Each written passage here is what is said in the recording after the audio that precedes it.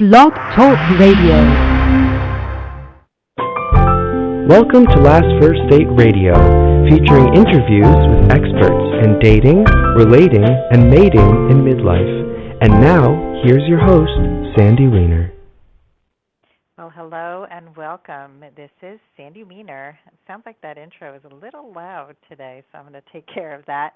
I am the Chief Love Officer at lastfirstdate.com. I am the dating, love, and communications coach for women over 40 who want to attract and sustain a lasting, loving relationship. We have a fabulous show coming up for you today. I'm going to be speaking with author, speaker, and influence expert Brad Harker, and we're going to talk about the power of influence in dating and relationships. And one of the subjects we're going to be covering is communication skills and how important that is. And as a dating coach, it's one of the things that I teach my clients every single day, how to really speak your needs and show up and be your best version of yourself in every aspect of your life, but especially in dating, because often we don't do that because we're nervous, because we are afraid of being judged. And so it's just so important to have good relationship skills. And a lot of people don't realize that we don't actually come with this rule book when we grow up. We are influenced by people in our lives who may not have the best relationship skills. So if you did not grow up in a home where everything wonderful was modeled for you, that's why people like me and Brad are here to help you to get the skills that it takes to really show up and be the best you can be in your life and in your love life. And I wanted to just let you know that I have a special offer for anybody listening today. You can go to lastfirstdate.com, which is my website. That's lastfirstdate.com, and grab a copy of the top 3 mistakes that midlife daters make and how you can turn them around to find lasting love. And this is for men or women. It's a really fabulous mini ebook, and it really outlines the things that people do over and over and over again without realizing it. And little tweaks can make a huge difference in attracting the person who's right for you. So if you want your copy, go to lastfirstdate.com and you can sign up on my homepage, because I want you to go on your last first date. Today's show is sponsored by Audible.com. They are a leading provider of spoken audio entertainment and information. You can listen to audiobooks whenever and wherever you like. You'll get a free book when you sign up for a 30-day free trial at audibletrial.com/lastfirstdate. And now I'd like to introduce my guest, Brad Harker. He is an author, a speaker, an influence expert, an adjunct professor, and a consultant.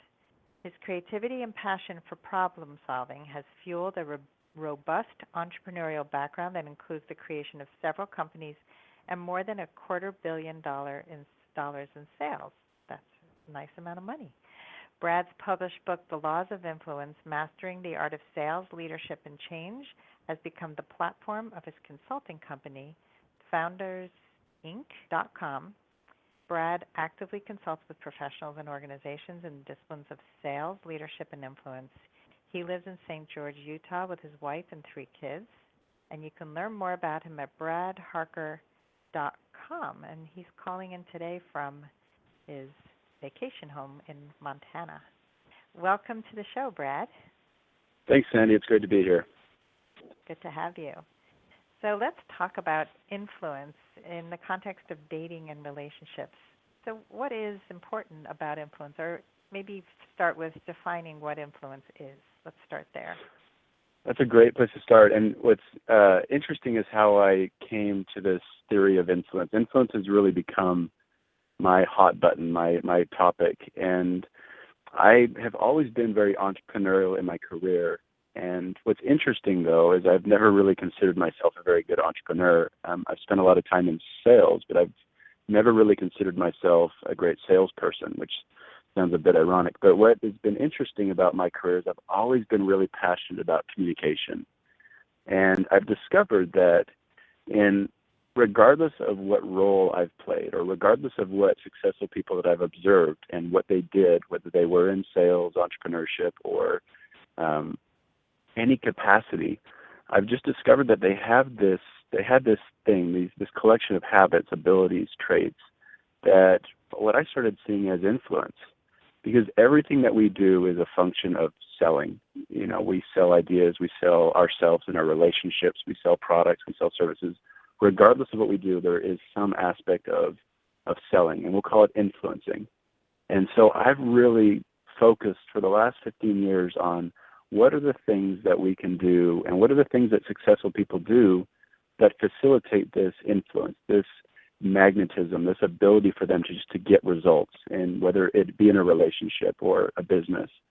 And so I've just spent a lot of time really trying to dig in and get to the nuts and bolts of what is influence. And what I've discovered, and it's something that I'm sure we'll reveal a lot of this on the call today, as well as my book really outlines what are the things that we can do to create influence in our lives, to have those meaningful relationships, to have a successful business, not just for money necessarily, but to achieve the results and the things that we're looking for, what truly satisfies and gives us purpose. So influence for me, Sandy, is really just that ability to communicate effectively, and whether that's in the function of selling or working with somebody else or interacting with somebody else, it's what is that really creates that meaningful, powerful results generating exchange. Wow. So this really resonates for me, this whole idea of that we're selling something all the time, and I think that we underrepresent ourselves over and over again. And I can tell you in the dating world, I work with people over 40, and I work with them on their online dating presence. And online dating it's a marketing tool. And when somebody lands on your site, they're basically going to either be brought in by what you're saying, and hopefully you're representing yourself in the most authentic way you can, or they're going to pass you by for a number of reasons. And so what I try to do is make people shine, bring out their best traits, and sell themselves, which makes people really uncomfortable. So it takes a lot. I think, people are brought up to be really humble. And so can you tell the difference, like I love your take on humility and why, sort of the difference between being humble and being able to actually sell yourself while still maybe retaining your humility. Sure. Well, what's interesting is I think a lot of people, when we look at, and I'll use selling or I'll use entrepreneurship as my example, but it's a great metaphor for communicating in general. So my disclaimer going forward is if I use an example, consider it as a metaphor for relationships, because it really is exactly the same. And what's interesting is I think that human nature is for us to feel like we need to be somebody else. If I want to be a really good communicator, then I need to be a little bit more outgoing, energetic. I need to be funnier. And I can think of a number of times where I wanted to win a girl's heart, and I felt like I had to adopt these characteristics that weren't necessarily me, because I thought that's what she was maybe gravitating towards. And we have a tendency to become something that we're not. But you use the word authentic, and authentic, I think, is a really good similarity with humility. I think when we embrace that authenticity of ourselves and we just accept this is who I am, it takes some of that need to be prideful, or that feeling that, hey, I've really got to push somebody, I've got to be somebody else to get something done. It's amazing how powerful authenticity is. And you don't feel so much when you're being you don't feel so much that you have to push somebody or lack some of that humility to get results, because that's actually what is most compelling about you, is what's authentic and what's unique to you. Mhm. Well, I can't agree with you more. I think that there's been such a big push towards vulnerability and revealing more of who you are. And I think it's a fine line, because I think what happens in people who speak or write, sometimes they reveal so much about their lives that it's actually it's not successful in bringing us in. It actually pushes people away because they're still raw. And I don't know if you're familiar with Brene Brown. She's written many books, and she's a social worker who's spoken on vulnerability and shame in her TED Talks. Are you familiar with who she is? Yeah, my wife raves about Brene Brown all the time, almost daily. Okay. She just recently just read a book, so it's been a hot topic at our house, actually. Oh, good. Well, that's she's a good person to read. So she talks about how when people share too soon, when they haven't really worked through something, and they share from the stage, for example, that they're actually, people are going to feel sorry for them, or they're going to want to take care of them. So that's I think people get confused about what it means to be open. I think you can be open from a place of strength and even from a place of weakness, but not expect other people to take care of you. I'd love to hear your take on that. Yeah, that brings up two thoughts. I'll try not to get sidetracked. The first one, and it's really important in any interaction, rapport is often the word that I'd kind of lead with. Sometimes it's just like if I showed up at somebody's store and I just led with a product, say, hey, I've got a great product, you need to buy it. It's immediately going to raise up all of these flags that are going to drive and just create more resistance and more walls. Because there's no rapport yet. You need to get some common ground before you can really start to create value for each other. And I think a lot of times we, just like you said, we lead with something that without rapport comes across as in a different light than it should. So rapport is so important, and we can talk a little bit later about what are some of the ways that we can build rapport. But it's really important to understand that rapport, that preparation to kind of set the stage for whatever it is that's going to be the exchange, is a really critical factor, both in communication and any other capacity. Well, let's talk about rapport. I'd love to hear a little bit more about rapport, because I think that's so much of what dating is building rapport. So if we get back to the dating and relationships, so say more about that. So rapport is interesting, and there's a lot of these are intimidating topics, right? I mean, you walk into a bar, or you go into some sort of a place where you're going to be meeting other people, and it's that awkward, uncomfortable, those initial steps, right, that really freak everybody out. Where how do I put myself out there and get to a point where I can have a conversation with somebody? And again, it comes back to that authenticity that you mentioned. It's being you. It's being comfortable with who you are and what is great about you. Those are the things that you lead with.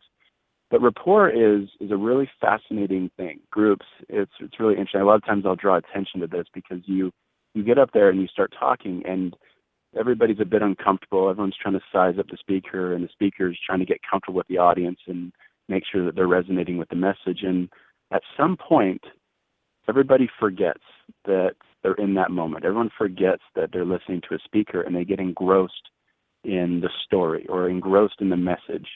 And right about that time where you forget where you are and you become part of the message, that's rapport.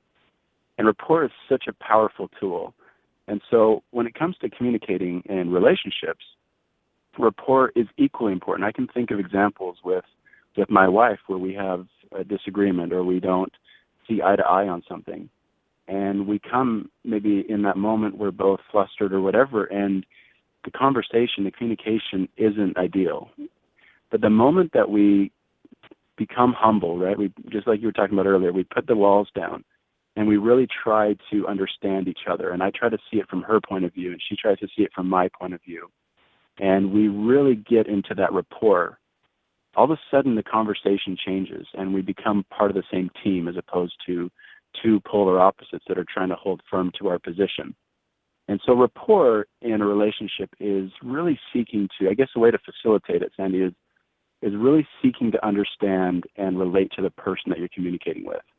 Now, there's some strategies that we can employ to do this a little bit easier. For example, you've probably talked to your clients about matching and mirroring, where we really try and match their tone, their pace of speech, the inflections that they use, even their body language if we're in face-to-face with them. If they're sitting with their arms folded or their legs crossed, we try to model some of those behaviors so that we feel like we're like them. And those are ways that we can naturally facilitate that rapport. But I think the core, the most important one, is to look at them and say, I want to understand this person. I want to see where they're coming from and see the world from their vantage point, and that might help me create more value for them. And that's the building blocks of rapport, is trying to help and see from their perspective how you can create value for them. And it's a powerful tool in relationships. I know every time my wife and I reset and say, okay, I'm on your side, you're on my side, let's try and work together to make this happen. It's amazing how much more seamless the conversation becomes. I love that you talk about being on the same team. And so I think a lot of people think that a good relationship means you never argue, which is totally not true. And I think the point is to argue well. And what you're describing is stepping outside yourself and trying to get on the same team and see things through the other person's eyes. And that doesn't mean that you have to agree necessarily. It means that you have to validate.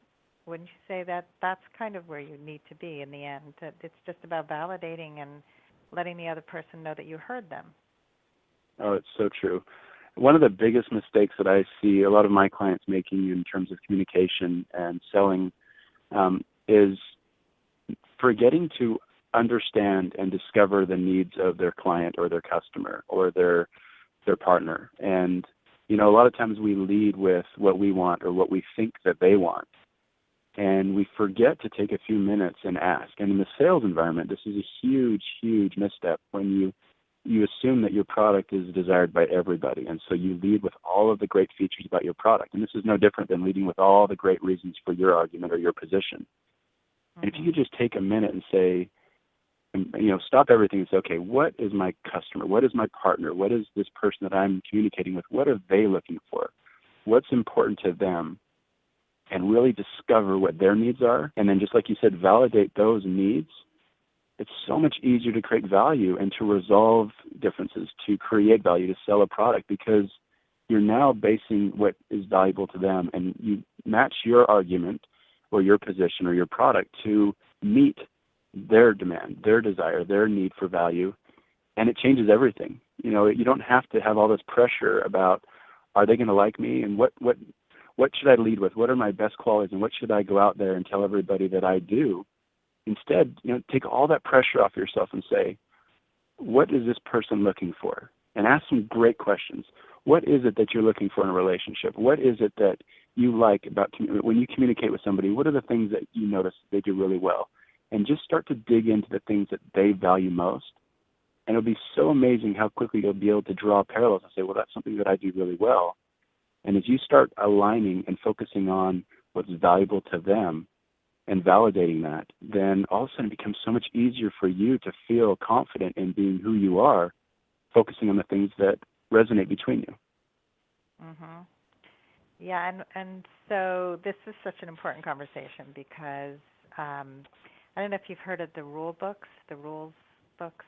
These are books written by these women who created all these rules for women who was supposed to create value. It was supposed to have women value themselves. But what it really did was tell women to be fake, be manipulative, and try to get the elusive guy who doesn't want to commit by not being available, by not really saying what you really want to say. And it's some of the worst advice I've ever heard. There's been a lot of people who have, spoken out against these rules books. And so what I teach my clients is the opposite. It's be authentic from the first conversation and have these kinds of conversations that you're talking about, and stop guessing. Stop trying to somehow figure out what this person is looking for without asking. You don't know anything. But it can't be an interrogation either. So I actually was on a first phone call the other day with somebody that I met through an online dating site, and he said, "Are you willing to relocate?" He lives pretty far away. So I said, "Yeah." And I thought that was great. And I told him, I said, "I'm really glad you asked this," because he said, "Well, why would we get into a conversation if one of us isn't willing to relocate? Because it would never work." And I said, "Well, yeah, and that's really refreshing to know that you are trying to figure that out before we have any further communication." Simple question. really Mhm. simple. And some people never ask it. They find out 6 months into a relationship, hey, neither one of us is willing to move, and we're really involved now, and it's going to be really hard to break up. Yeah. Yeah, it's a good point. Now that rapport is always important. If you don't rapid fire interrogation questions, but you really just seek to understand for the right reasons. It never will. It won't come across in the wrong way, but it's important to. You just can't operate without that information, and it's one of the first things I think that vanishes when we kind of go back to instincts is we forget to ask the question. So that's a really important factor. Mhm. So what are other questions, like you say, what is it that you're looking for in a relationship? What are some other good questions that you would recommend people ask when they first meet somebody? Well, there's a couple of questions that I typically teach from a sales standpoint, and the first one is, now there's obviously variations of this question as it pertains to a unique situation, but two great questions, my two favorite questions are, what do you have right now that you like, or what's going really well for you right now? And anytime I interview my clients, this is the first question I'll say is, what's going great? What are some things that are really working out well for you right now? And that helps you really get an idea of some of the things that are important to them that are really aligned well in their lives right now. And the second question is, what are some things that could be better? If you could change some things right now in your life or in your strategy, what would those be? And it's a really open-ended question, but it's a great way just to let them explore and say, okay, here's some things that I would love to see better. Another question I always ask a lot of my clients is, on a scale of 1 to 10 with respect to relationships, where are you at right now on a scale of 1 to 10? 10 being, couldn't be better, I'm happy where I'm at, 0 being, everything needs to change. And a lot of times if they'll give you a number, I'm a 6 or I'm a 7 right now. And it's so much easier for them to say, okay, what would it take to get you to be a 10? Or what would it take to get you to be an 8 or a 9? And it's a little bit easier for people to maybe resonate or to articulate some of the things that are missing in their life right now that they're looking for. But I love those two questions. What's going great, and what if you could change anything, what would it be? It's amazing how much information. Obviously, if you reposition that question to make sense to the person that you're talking to, of course. I like those questions. I think the last question is more of a coaching question. I don't see how you could put that in a dating context because you're obviously dating, because relationships are not. I mean, relationships are happening outside of the dating arena. Hopefully, you've got good friendships, and that matters a lot, actually, to know what a person's life is like outside of the dating arena. But we used to do a wheel of life. I don't know if you've ever done that with clients, where you break up a wheel into 8 pie parts, and they reflect different areas of your life, like your recreation, health and well-being, your friendships, your family, money, how all these parts of your life are going. And we would have people rate it on a scale of 1 to 10. And I would do the same question, what would need to change for you to get to a 10? This is one of the assessment tools that we use in coaching when we first start working with clients. And it's really a great tool because people know, like, if I just added this or stopped doing that, it could really make a huge difference in my life. It's really funny, isn't it, how intuitive those answers become for them when you make it more of a logical discussion. I mean, I think I'm trying to think who said it. I think it might have been Tony Robbins. Great questions. Great people ask great questions. And sometimes it's just taking the emotion out of something and just saying, okay, where am I at? And logically speaking, what are some of the things that I can do to get to the next level? We know this. Most people, I'm sure you've discovered the same thing. Sometimes they just need somebody to help them kind of arrive at their own already known conclusions, but just that ability to make it a bit more logical seems to help facilitate the natural things that we already know that we should be doing. Yeah, I think most of the things that we uncover in coaching are things that people know, but they bury it. They forget that they have the ability to do better in their lives, and they just need a little support. And it's great to be that mirror for them, to show them who they are and who they're becoming.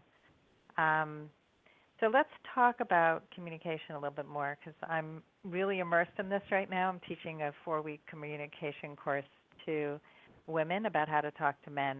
So I would love to hear, number one, some of the differences, if you've seen differences in how men and women communicate, and what are some of the key ways that they do differ, and what are some of the strategies that you might suggest for, let's say, women who want to talk to men and really connect better? Okay. So I'm gonna the first answer to that is I think women communicate a lot better than men do. So let's just get that out of the way. I think there's a statistic. I wish I could quote the source, but when it comes to body language, I think it takes for every it takes I think 7 signals for a man to catch for every one that a woman can catch. In other words, we are horrible at reading women and body language, and I think naturally we just lack in the communication department, especially when it comes to trying to decipher and understand what's being said. So it's really important that I think, first of all, that women understand that sometimes it appears that we're aloof and we're not picking up signals. Partly we aren't, and the other part is it's not that we're not trying. It's just ability the same way that some women do, or most women do, to pick up on the nonverbal cues that are being delivered. Here's a really interesting thought, though, Sandy. I came across this with respect to a big career disappointment. I had a job that I was really excited about in my career and thought it was kind of the launching pad for a really exciting executive career, which I later discovered wasn't for me. But it was a job that lasted about 6 months and ended in a dismal failure. And it challenged about everything I thought I was good at or thought I wanted to do in my life. And so I ended up hiring a coach, and I went through and did a personality assessment. I spent a lot of time digging into kind of my natural disposition, my strengths, my weaknesses. And the reason I bring it up is because I've discovered that the way that it helped me understand the way I communicate with my wife, with my children, with my coworkers in every environment, it gave me so much clarity and so much insight. It actually brought me back from a really depressed and discouraged state because I was really questioning the things I thought I was good at. And it was really interesting to have an objective analysis that said, here's your strengths, here's some of the things that you're naturally disposed and really good at. Here's some of the weaknesses that you should be aware of. And you should, not to avoid these situations, but just be aware of it so that you understand and you can put some things in context.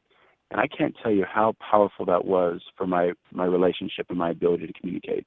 Because the truth is, we all have different styles. Some of us, male or female, we're auditory, we're kinesthetic, we're digital, auditory, digital. We all have different ways of communicating and receiving and really resonating with what's being said.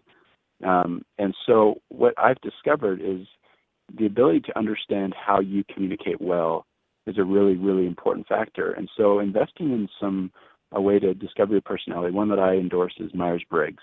And it's because it's so powerful because I can see that one of the areas when I get discouraged or if I'm having a bad day, I'll retreat to a cave. That's kind of what I do personally. And it's really important for my wife to understand that if I do go retreat to my cave, it's not her fault and it's not something that she did wrong. I now know that it's important for me to acknowledge that, hey, honey, I had a really stressful day today. I need to go and kind of be in the cave for just a few minutes to kind of recenter myself and get my thoughts together. And then I'll come back and I'll be ready to go. But I want you to understand that it's nothing between us. There's nothing that you did wrong. And so I think that insight and understanding your personality is a really, really critical step to become an effective communicator. So you know what you're looking for in communication, and you can also understand some of the areas where you might need to support or help to make sure that the person that you're communicating with is understanding you properly.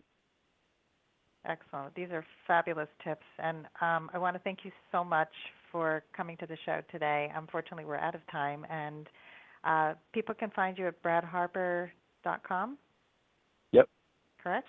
Okay. And buy his book, and this has been really wonderful. Thank you so much.